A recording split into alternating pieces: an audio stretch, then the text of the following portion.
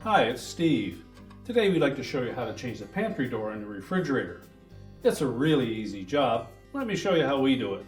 So to do this repair, we're simply going to open up both refrigerator doors and push them fully open.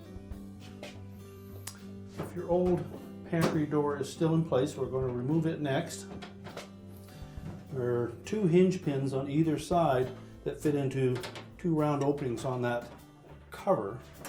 So to release the old one, we're simply going to push that tab sideways just enough to clear that pin, pull it off of one end, and then pull it away from the other.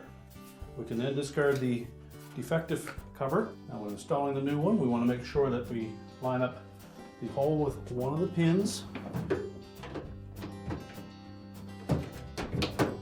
Make sure it's fully inserted on it, and that pin should stick through that hole about 1/4 of an inch.